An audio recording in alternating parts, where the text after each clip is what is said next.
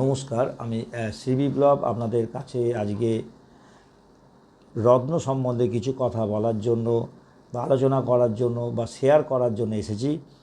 এই চ্যানেলটাকে আপনারা অতি অবশ্যই দেখবেন এবং শেষ পর্যন্ত দেখবেন। আশা করি আপনারা এই চ্যানেলটা দেখেন আর সাবস্ক্রাইবও করেন, আরও সাবস্ক্রাইব করবেন, আরও অনেকেই জানতে পারবেন।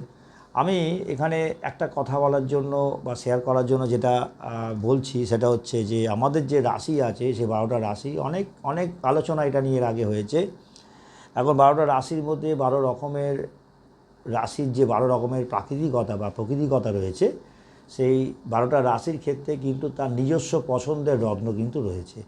এখন এই রত্ন অশুভ প্রভাব কমাতে এবং অশুভ প্রভাবকে একদম সরিয়ে দিতে, শুভ প্রভাবকে বাড়াতে রত্ন পাথর কিন্তু খুব ভালো কাজ করে। তার মানে কী হচ্ছে, অশুভ প্রভাবকে আপনাকে সরিয়ে দিচ্ছে। আপনার জীবনে যদি কোনো অশুভ প্রভাব থাকে, এই রত্ন পড়লে তার অ্যান্টি প্ল্যানেট ডোজ হিসেবে কাজ করে। এখন জ্যোতিষশাস্ত্রেতে কী হয় যে রত্ন উপরত্ন বিভিন্ন দিকের বিভিন্নভাবে বিভিন্ন জিনিস বলা রয়েছে। এগুলো কিন্তু আপনাদের রাশি অনুযায়ী, লগ্ন অনুযায়ী, আপনার দশা অন্তর্দশা বিচার করে তবেই এটা কিন্তু রত্নের কথা বলা হয় এবং রত্ন ধারণ করার কথা বলা হয়। আপনাদের নিশ্চয়ই কোনো না কোনো জ্যোতিষী আছে বা ধরা আছে যে জ্যোতিষীর কাছ থেকে আপনারা পরামর্শ নেন এবং দেখবেন রত্ন কিন্তু খুব অভিজ্ঞতা সম্পন্ন জ্যোতিষীরাই যদি দেয় তবেই পড়বেন। কেন রত্ন যেমন উপকারে আপনার লাগতে পারে তার কিন্তু উল্টোটা ঠিক হতে পারে। কেন রত্ন যদি আপনার কাজে না লাগে তাহলে আপনার কিন্তু অনেক অনেক বড় ক্ষতি করে দিতে পারে। অতএব একদম ভালোভাবে স্পেসিফিক কী রত্ন আপনার ক্ষেত্রে কাজে লাগবে সেটা কিন্তু আগে জেনে তবেই ধারণ করবেন। কেন রত্ন ধারণ করতে গেলে যেমন আমরা হরস্কোপকে বিচার করতে হবে, তেমন কী করতে হবে, আপনার নবাংশকে বিচার করতে হবে, আপনার ভাবচার বিচার করতে হবে, দশা বিচার করতে হবে। তবেই কিন্তু একটা জায়গায় একটা একটা একটা সিলেক্টিভ জায়গায় আসতে হবে, যেটা করলে কি হবে যে কোন রত্নর ক্ষেত্রে আপনার উপকার বেশি হবে। এবার আসা যাক দুটো রত্নের ক্ষেত্রে আমি কথা বলছি। পান্না পান্না হচ্ছে কি না, বুধের ক্ষেত্রে খুব ভালো কাজ করে। মিথুন রাশি যাদের আছে তাদের কিন্তু পান্না ভীষণ উপকার লাগতে পারে। পান্না বুধের কারক, বুধকে বুদ্ধির কারক বলা হয়। যারা বাচ্চা আছে, যারা সন্তানটি লেখাপড়ায় অসুবিধা হচ্ছে, মনে রাখতে পারছে না, অমনোযোগী, খেলায় ব্যস্ত, অ্যাডিক্টেড, বিভিন্ন রকমের গেম নিয়ে ব্যস্ত, কথা শুনছে না, এই সমস্ত ব্যাপারের ক্ষেত্রে কিন্তু পান্না ভালো কাজ করে। মানে এটা একদম আমি দেখেছি যে পান্না পড়লে দেখা গেছে যে অনেক বাচ্চা যাদের খুব অন্যমনস্ক, যারা পড়াশোনার ক্ষেত্রে ভীতু, ভয় পাচ্ছে, লেখাপড়া করতে চাইছে না, বা তার জোর জোর করে পড়াতে হচ্ছে এবং তার ব্রেনে চাপ পড়ছে, ঘুমিয়ে পড়ছে, এই সমস্ত ক্ষেত্রে কিন্তু পান্না পাথর খুব উপকার লাগে। পান্না এমন একটা পাথর, এই পাথরটা কিন্তু বালক গ্রহ বুধের পাথর। বালক গ্রহ বুধ কেন বলা হয়েছে, সেটা খুব চঞ্চল একটা বালক গ্রহ। সেটা কি করে, সেটা কিন্তু রবির 30 ডিগ্রির মধ্যেই থাকে। এটা আপনারা জানবেন যে রবির 30 ডিগ্রির মধ্যেই কিন্তু বুধ ঘোরাফেরা করে।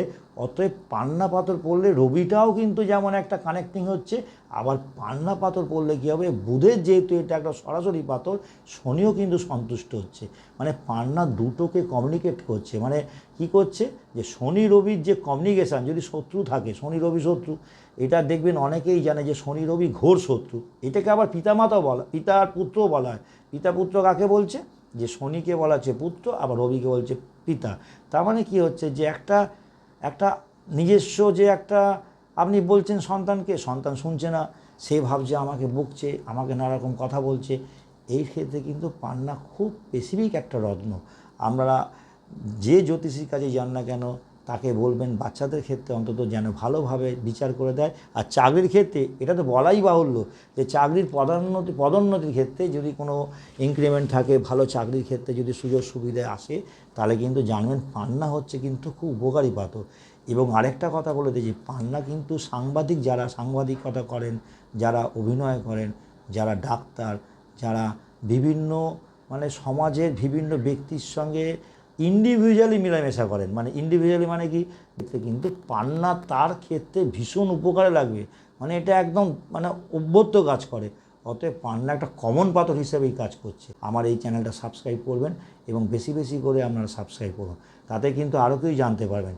এবার একটা কথা বলে দিচ্ছি, আমার একদম সময় স্বল্প, 4 মিনিট 5 মিনিট হয়ে গেল, অনেকেরই ধৈর্য হার হচ্ছে না, আমি বুঝতে পারছি। এবার দেখা যাচ্ছে এইটুকু কথা বলার পরেই পোগরাজ বলছি। পোগরাজ হচ্ছে একটা বৃহস্পতির পাথর, এটাও কিন্তু সমৃদ্ধ এবং সুখ স্বাচ্ছন্দ্য বজায় রাখার সাহায্য করে। অতএব আপনারা রত্ন ধারণ করবেন, অতি ভালোভাবেই দেখে শুনে বিচার করে তবেই ধারণ করবেন, নইলে কিন্তু রত্ন ধারণ করা উপকারের থেকে অপকার হয়ে যাবে বেশি। মানে আপনাদের যেখানেই যান না কেন তাকে বলবেন তার হরোস্কোপ যেন বিচার করে এবং 2-3টে জায়গায় গিয়ে তবেই আপনারা একদম সিদ্ধান্তে আসবেন। একজনের ক্ষেত্রে একটা সিদ্ধান্তে আমি মনে করব আমার কাছে এসেই আমার কাছ থেকে নিতে হবে না, আরেকজনের কাছে আমরা সেই পরামর্শ নেবেন। এটা আমার কথা। আমার এই চ্যানেলটা সাবস্ক্রাইব করুন এবং এই চ্যানেলটাকে আমরা লাইক করুন, দেখবেন অনেক কিছু জানতে পারবেন। আজকে এই পর্যন্ত বলে রাখলাম, আগামী পর্বে আরও অনেক আলোচনা করব। নমস্কার।